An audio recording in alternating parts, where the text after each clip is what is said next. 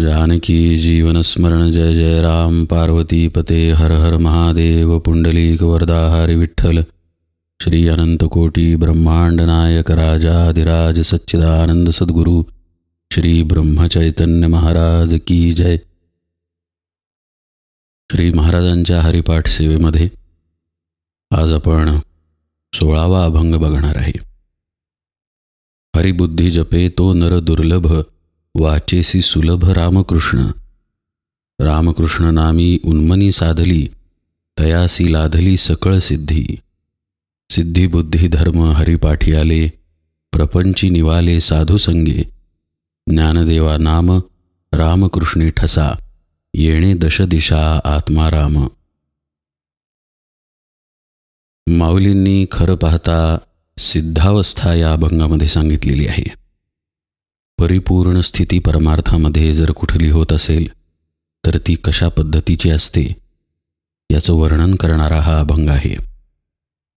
पण या अभंगाची सुरुवात मात्र माऊली हरिबुद्धी जपे तो नर दुर्लभ अशा अर्थानं करतात।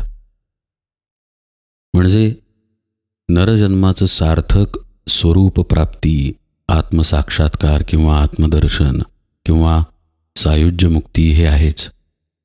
पण नरजन्मात अक्षरशः लाखो करोडो लोक आहेत, पण सायुज्यता प्राप्त झाली कितींना हा फार महत्त्वाचा प्रश्न आहे। ही मुक्ती प्राप्त झालेले अतिशय दुर्लभच आहेत आणि हेच तथ्य माऊलींनी पहिल्यांदा मांडलेलं आहे। माऊली म्हणतात हरिबुद्धी जपे तो नर दुर्लभ। साहजिकच आहे की हरिबुद्धीने जो जप करतो त्याला दुसऱ्या ओळीत माऊली जे म्हणतात रामकृष्ण नामी उन्मनी साधली किंवा तयासी लाधली सकळ सिद्धी या अवस्था प्राप्त होतात। याचाच अर्थ हरिबुद्धीनं नाम घेणारा माणूस, हरिबुद्धीनं जप करणारा साधक परमार्थात पूर्ण होतो। पण माऊली म्हणतायत हेच मुळात दुर्लभ आहे। अशा पद्धतीने जप करणे दुर्लभ आहे। आधी आपण हरिबुद्धी हा विषय बघूया आणि असा हरिबुद्धीने जप करणे दुर्लभ का म्हणतायत माऊली याकडेही पाहूया। पुढे माऊली असंही म्हणतात वाचेसी सुलभ रामकृष्ण। हरिबुद्धी बघताना ते वाचेसी सुलभ आहे म्हणजे काय हेही पाहूया। आपण जेव्हा बुद्धी हा शब्द वापरतो त्यावेळी आपल्या मनात काय येतं? बुद्धी म्हणजेच त्याला इंग्रजीमध्ये इंटेलेक्ट असं म्हणतात। पण इंग्रजीतील इंटेलेक्ट हा शब्द इथे बुद्धी या शब्दाला तसा विस्तृतपणाने सांगू शकत नाही। बुद्धी म्हटले की काही गोष्टी मनात येतात त्या अशा। समजा माझ्या मनात एक विचार आला, विचारच आहे बरं का, फक्त मी अजून कृती केलेली नाही आहे। विचार आला की जाऊन 1 किलो बटाटे विकत घ्यावेत। आता 1 किलो बटाटे विकत घ्यावेत किंवा मला घ्यायचे आहेत हा फक्त विचार आहे, अजून त्याबद्दल कृती झालेली नाही आहे। जेव्हा या विचाराला सोबत घेऊन त्या विचाराचं थोडंसं चिंतन किंवा मनन होतं, म्हणजे समजा मी कुठल्या कामात असेन तर मी विचार करतो किंवा चिंतन करतो की 1-2 तासांनी बटाटे आणता येतील आणि मग साधारण किती पैसे लागतील, तेवढे आहेत नाहीत वगैरे वगैरे गोष्टींचाही तर्क आपोआपच मेंदूमध्ये होतो। आणि मग एक क्षण असा येतो की जेव्हा मी निर्णय घेतो की आता बाहेर पडायचं आहे। हा जो निर्णय घेण्याचा क्षण आहे तो बुद्धीमधून होतो असं शास्त्र सांगतं। याला संज्ञा आहे निश्चयात्मका बुद्धी, म्हणजे जी निश्चय करते ती बुद्धी। नुसते विचार करते ते मन, चिंतन करते ते चित्त आणि जे निर्णय घेते, निश्चय करते ते बुद्धी असे वर्ग पाडलेले आहेत।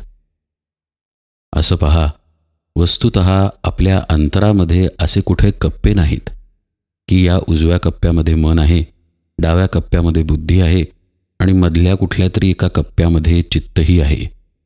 असं काहीही नाही आहे। जसं संथ सरोवराचं पाणी असतं आणि एखादी वाऱ्याची झुळूक येते आणि ती झुळूक आली की त्या पाण्यावरती तरंग उमटतात. तसेच आपल्या आत्मस्वरूपावरचे हे सर्व काही तरंग आहेत. मग त्यात मन असो, चित्त असो, बुद्धी असो, अहंकार असो, काहीही असो, हे सर्व आपल्या आत्मस्वरूपावरचे तरंग आहेत. या सगळ्याला मूळ अधिष्ठान हा आपला आत्माच आहे. हे आधी नीट समजून घेणे गरजेचे आहे. का समजून घेणे गरजेचे आहे? त्याशिवाय हरिबुद्धी हा शब्द आपल्याला समजणार नाही. बुद्धीनी जपे तो नर दुर्लभ किंवा हरिनाम जपे तो नर दुर्लभ असं माऊलींनी म्हटलेलं नाही आहे. माऊलींनी हरी आणि बुद्धी हे दोन शब्द एकत्र आणलेले आहेत. हरिबुद्धी जपे तो नर दुर्लभ. याचा स्पष्ट अर्थ असा आहे की ज्या बुद्धीने आपण व्यावहारिक निर्णय घेतो, किंवा समजा मी इंजिनिअरिंग करतोय आणि पहिल्या वर्षामध्ये काही विषय शिकत असताना माझ्या बुद्धीचा वापर करून त्या विषयांमध्ये मी प्रावीण्य मिळवतोय, तर ती बुद्धी किंवा जी व्यवहारात सर्वसाधारणतः वापरली जाती ती बुद्धी इथे माऊलींना अपेक्षित आहे असं वाटत नाही. कारण असं असतं तर माऊलींनी त्या बुद्धी या शब्दाच्या मागे हरी हा शब्द जोडला नसता. माऊली जेव्हा म्हणतात हरिबुद्धी, तेव्हा हरी हा आत्मा आहे हे अर्थातच उघड आहे. जसं आपण मगाशी बघितलं की आत्मस्वरूपाच्या संथ सरोवरामध्ये आलेले तरंग म्हणजे मन, चित्त इत्यादी गोष्टी आहेत. तर हरी हा आत्मा आहे हे आपण पहिल्यापासूनच हरिपाठाच्या विवरणामध्ये पाहतोय. हरी म्हणजे भगवंत, भगवंत म्हणजे आपला आत्मा, आपलं आत्मस्वरूप, आपलं खरं स्वरूप. जेव्हा बुद्धी हा शब्द या शब्दाला जोडला जातो तेव्हा तो बुद्धीतील शुद्धतम स्थिती दाखवतो. म्हणजे गढूळ झालेली बुद्धी नाही, अशी जी आहे ती हरिबुद्धी. दुसऱ्या शब्दात सांगायचं झाल्यास जी बुद्धी अत्यंत शुद्ध आहे, ज्यात अशुद्धता जराही नाही, अशी बुद्धी म्हणजे हरिबुद्धी. माऊली नुसतं हरिबुद्धी या शब्दापाशी थांबत नाहीत. माऊली म्हणतात हरिबुद्धी जपे तो नर दुर्लभ. अर्थातच स्पष्ट आहे की इथे जपे हा शब्द साधनेला उद्देशून आहे. हरिबुद्धी जपे तो नर दुर्लभ म्हणजे हरिबुद्धीने साधना करणारा साधक दुर्मिळ असतो असं माऊली स्पष्ट सांगतायत. आता जर हरी म्हणजे आत्मा असेल तर आत्मबुद्धीने साधना करणे हा विषय समजून घ्यायला पाहिजे. हरिपाठ निरूपणामध्ये पहिल्यापासून आपण काही अभंगांच्या विवरणात पाहत आलोय की आपली उपासना ही बाह्याकार असते. म्हणजे मी मंदिरात जातो, आज मंगळवार आहे, माझा गणपतीला जाण्याचा वार आहे, मी गणपतीला जातो किंवा मी गणपतीला जाऊन आलो. गणपती कुठे आहे तर मंदिरात आहे. म्हणजे एकंदरीतच मी म्हणून मला स्वतःला मी वेगळं काढलं आणि गणपतीला एक वेगळी देवता जी माझ्यापासून वेगळी आहे असं समजलं आणि तिच्या दर्शनाला गेलो. आपण असं करतो का हो? मंगळवार आहे म्हणून मी आज मलाच जरा भेटून येतो असं आपण करत नाही. का बरं? आपली आपल्याला रोजच भेट आहे असं आपण सहज उत्तर देऊ या प्रश्नाचं. म्हणजे आपण आपल्यापाशी नित्य आहोतच याचं स्मरण आपल्याला आहे, याची जाणीवही आपल्याला आहे. मात्र देवाच्या बाबतीत आपण असं करतो की अमुक एका गोष्टीचं दर्शन घ्यायला मी गेलो म्हणजे मी माझं मला वेगळं काढून त्या ठिकाणी गेलो. साहजिकच आहे, ही कृती अहंकारानेच होते, देहभावानेच होते. मला हे कबूल आहे की ही सगुणोपासनाच आहे आणि सगुणोपासनेचं महत्त्वही आहे. मी इथे त्यातलं मर्म सांगायचा प्रयत्न करतोय. याचा कोणी कृपया असा अर्थ घेऊ नये की देवाला जाऊ नये, गणपतीला जाऊ नये, रामाची विठ्ठलाची पूजा करू नये. असा याचा अर्थ नाही. मी तत्त्व सांगण्याचा प्रयत्न करतोय. हे सांगण्याचा प्रयत्न करतोय की माऊली हरिबुद्धी जपे तो नर दुर्लभ आहे असं का म्हणतायत. ते समजून घेण्यासाठी हरिबुद्धी ही समजून घेतली पाहिजे आणि आपण कसं अशुद्ध बुद्धीतून किंवा द्वैतबुद्धीतून उपासना करतो हेही समजून घेतलं पाहिजे. तर मी म्हणत होतो की मी स्वतःला देहबुद्धीने वेगळा मानले आणि म्हणून देव नावाची गोष्ट माझ्यापासून निराळी कुठली तरी आहे ही संभावना निर्माण झाली. साहजिकच मी त्याची उपासना करायला लागलो, म्हणजेच जप करायला लागलो. इथं जप या शब्दाचा अर्थ साधना, उपासना या अर्थानं घ्यायचा आहे बरं का. म्हणजेच मी वारी म्हणा, तीर्थयात्रा म्हणा, पूजा इत्यादी गोष्टी बाह्यदृष्टीने करायला लागलो. ते करत असताना जर मी माझ्या अहंकारावरतीच राहिलो, नीट लक्ष देऊन ऐका बरं का, जर माझ्या मीपणाला मी चिकटूनच राहिलो आणि वारी केली किंवा माझ्या मीपणाला चिकटूनच पारायण केलं, माझ्या मीपणाला चिकटूनच महाराजांची किंवा पांडुरंगाची पूजा केली, तर त्याला हरिबुद्धी जप म्हणता येणार नाही किंवा हरिबुद्धीने केलेली उपासना म्हणता येणार नाही. अशा उपासनेनी पदरात फक्त अभिमान पडतो. तुम्हाला काय सांगू, आजपर्यंत माझा श्रावण सोमवार कधी चुकला नाही. तुम्हाला काय सांगू, आजपर्यंत वारी कधी चुकली नाही. मी वारीला गेलो नाही असं आजपर्यंत कधी घडलं नाही. असं आपण ऐकतो बघा. म्हणजे उपासक किंवा साधक साधनेतला मी बाजूला ठेवायलाच विसरून जातो. तो साधना करतो हे कबूल आहे, पण त्याचा मी बाजूला न ठेवला गेल्यामुळं साधनेचा अभिमान येऊन चिकटतो. वस्तुतः साधनेमुळे, वारीमुळे, पारायणामुळे किंवा महाराजांची, पांडुरंगांची, रामरायांची पूजा केल्यामुळे आपला अभिमान कमी व्हायला पाहिजे.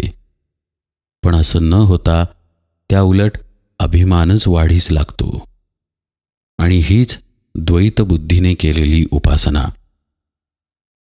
माऊली सांगतायत हरिबुद्धीनं जप करणं, हरिबुद्धीनं उपासना करणं अत्यंत आवश्यक आहे आणि असे करणारे साहजिकच दुर्मिळ आहेत असंही माऊली सांगतात. पुढे ते म्हणतात, वाचेसी सुलभ रामकृष्ण. वाचेसी सुलभच आहे हो, कसं ते सांगतो तुम्हाला. कुणी याचा अर्थ असा लावतात की वाचेसी सुलभ म्हणजे तोंडाने राम राम म्हणणं सोपं आहे, तरी असं करणारे लोक कमी असतात.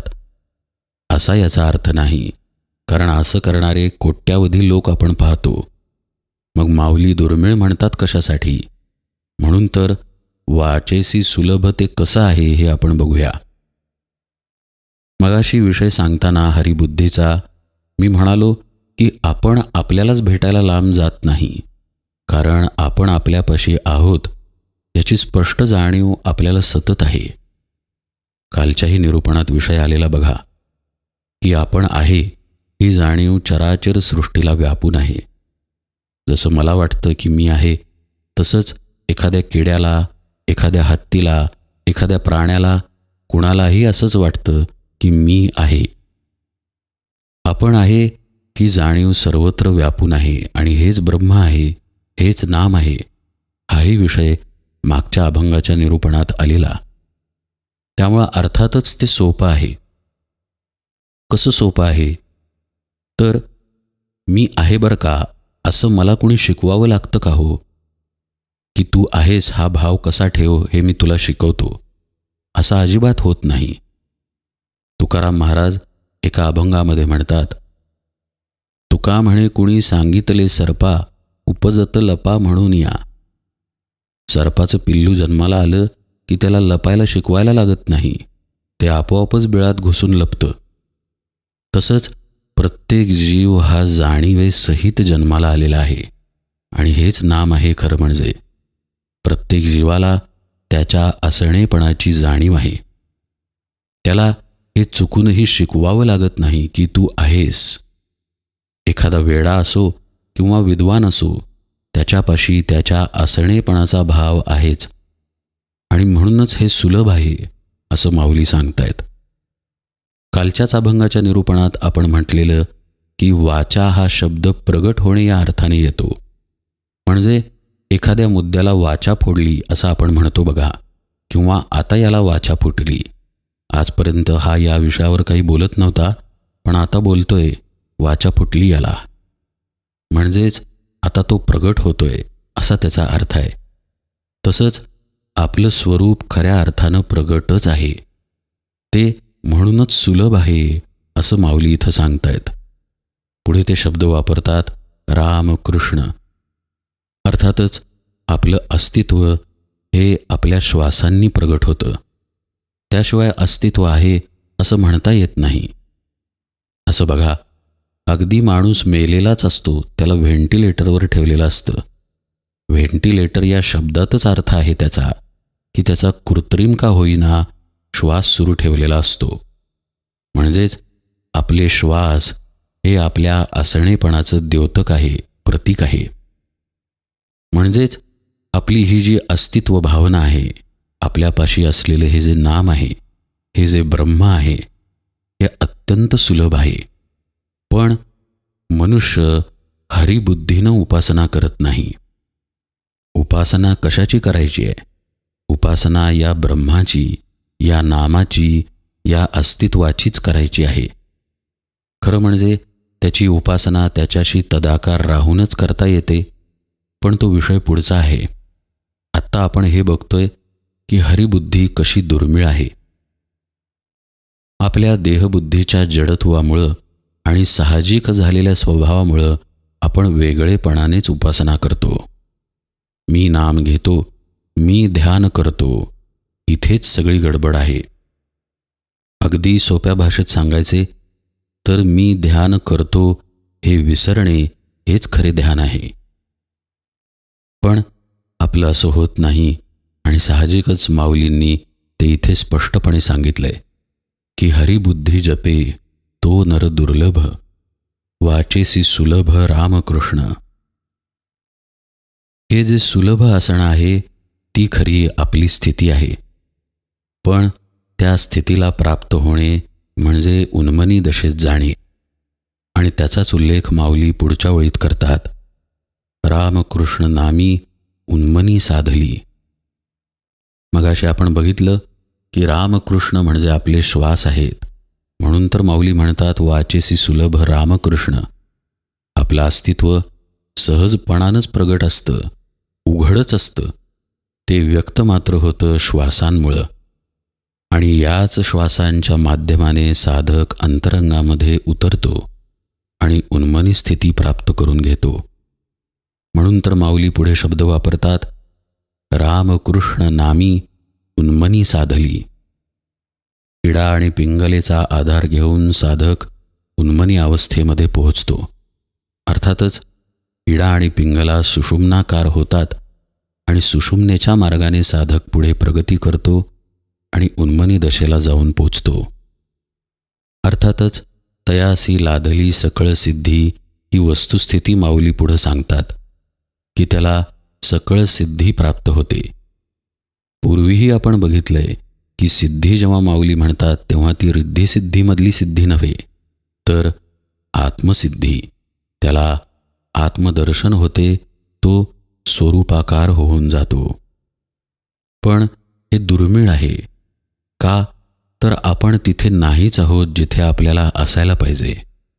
आपण सदा सर्वदा इंद्रियांच्या अधीन आहोत, आपल्या मनाच्या अधीन आहोत. जसं घोडे रथाला असावेत तसं आपल्या इंद्रियांना मन लागलेलं आहे.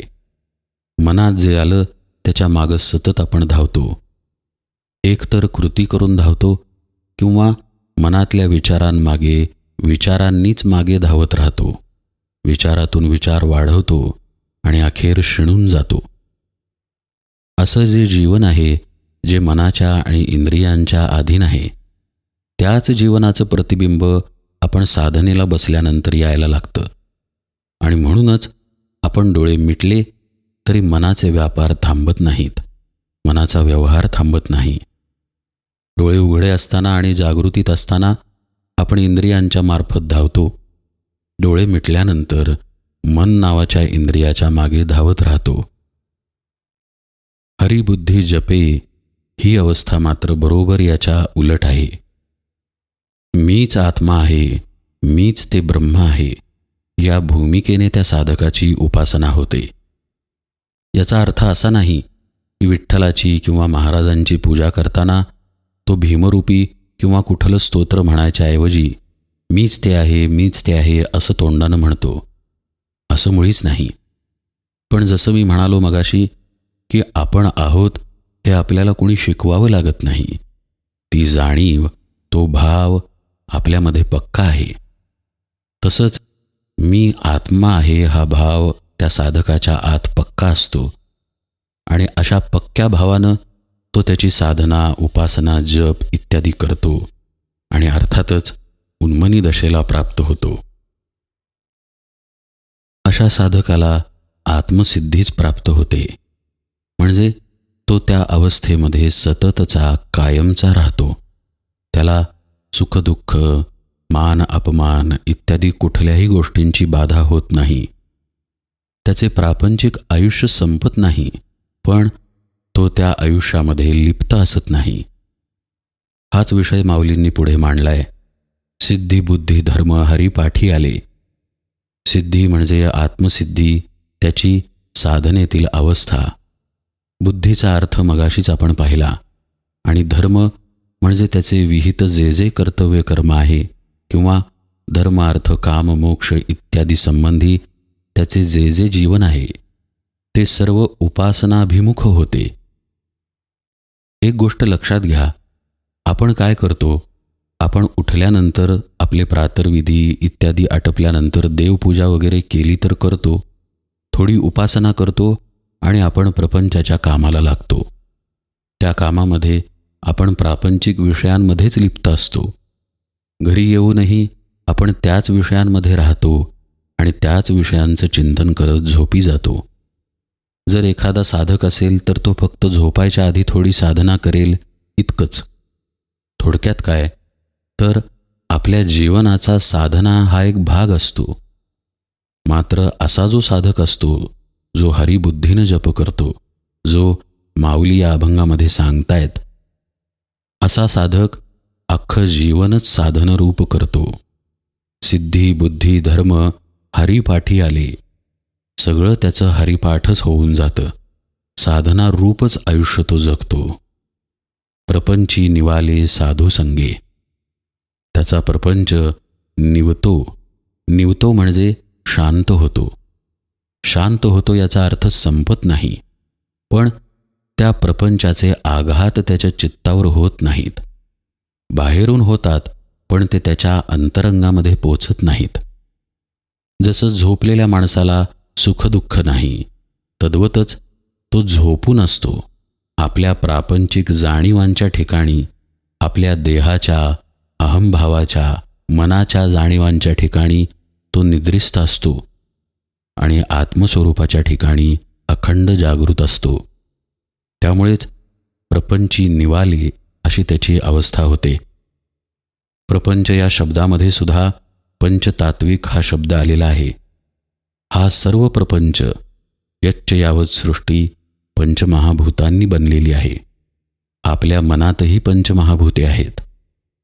या कशाचाच परिणाम त्या साधकावरती होत नाही असं माऊली इथं स्पष्ट सांगतायत. फक्त लग्न केलं म्हणजेच प्रपंच असतो असं मुळीच नाही आहे बरं का. महाराजांनी खूप सोपी व्याख्या केलेली आहे. महाराज म्हणतात, जो दुसऱ्यांवर अवलंबून आहे तो प्रपंचीच आहे. त्या अर्थाने आपण सर्वजण प्रपंची आहोत. असा साधक मात्र प्रपंचात असूनही नसल्यासारखा असतो.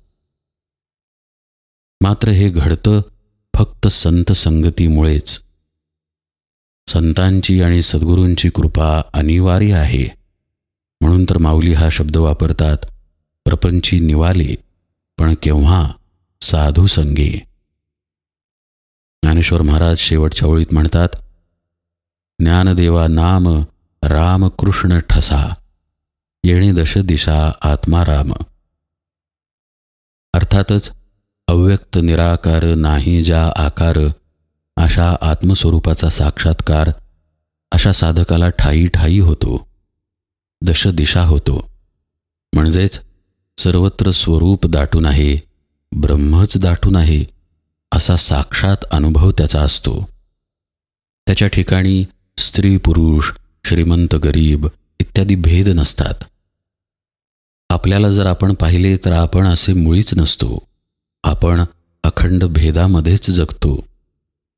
पण माऊली सांगतात ही अवस्था रामकृष्ण ठसा या नामामुळं होते.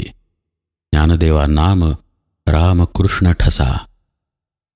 रामकृष्ण इथे भगवंताला उद्देशूनही आहे आणि मगाशी सांगितल्याप्रमाणे अंतरात घडणाऱ्या साधनरूपी नामाला उद्देशूनही आहे. इडा आणि पिंगलामार्फत आपल्या श्वासांचं होणारं संचरण जे चाललेलं आहे त्याला उद्देशूनही आहे.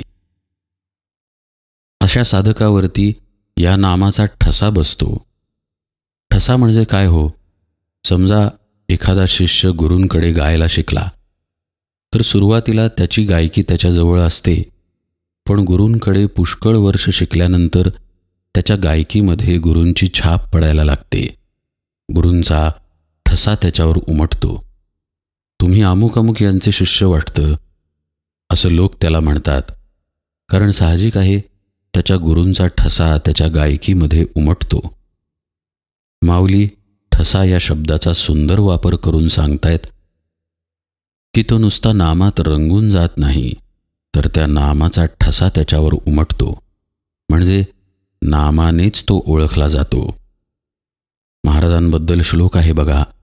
जयाचा जनी जन्म नामार्थ झाला, जयाने सदा वास नामात केला. जयाच्या मुखी सर्वदा नाम कीर्ती, नमस्कार त्या ब्रह्मचैतन्यमूर्ती. भगवंताचं नाम म्हणजेच श्री महाराज आणि श्री महाराज म्हणजेच भगवंताचं नाम, अशी त्याची अवस्था होते. महाराजांनी ब्रह्मानंद महाराजांनाही असंच केलं. त्यामुळे ज्ञानदेवा नाम रामकृष्ण ठसा याचं उत्तम उदाहरण म्हणजे ब्रह्मानंद महाराज. माऊली म्हणतात, गुरुकृपेने अशा साधकाला दशदिशा आत्माराम ही अनुभूती येते. आपल्याच आत असलेला आत्मरूपी राम सर्वत्र भरून आहे याची साक्षात प्रचिती येते. त्यावेळी ती प्रचिती फक्त ऐकीव नसते. गुरूंनी आपल्याला सांगितले किंवा आत्ता हे हरिपाठाच्या निरूपणातून आपण ऐकतोय बघा की आपल्या आत आत्मा आहे आणि तोच मी आहे आणि तोच सर्वत्र दाटून आहे, असे ऐकीव ज्ञान तिथे नसते, तर प्रचितीचे ज्ञान असते. म्हणून ही अवस्था अर्थातच दुर्मिळ आहे. ही जर दुर्मिळ नसती तर गल्लोगल्ली संत दिसले असते, पण तसे ते असत नाहीत. सत्संग मुळातच दुर्मिळ आहे, पण एखाद्याने खरंच सचोटीने संतसंग केला, सद्गुरूंना शरण जाऊन त्यांच्याकडून साधन शिकून घेतले आणि निष्ठेने ते पूर्ण केले, तर सद्गुरुकृपेने त्याला ही अवस्था प्राप्त होते. प्रपंची निवाले साधू संगे या अवस्थेमध्ये तो जातो आणि येणे दशदिशा आत्माराम अशा मार्गाने आत्मानंदाचा अखंड भोग घेतो. इथे या 16व्या अभंगाच्या निरूपणाला विराम देतो. पुढील अभंग आहे, हरिपाठ कीर्ती मुखे जरी गाय, पवित्रची होय देह त्याचा. हा विषय आपण यथावकाश पाहूया. जानकी जीवन स्मरण जय जय राम.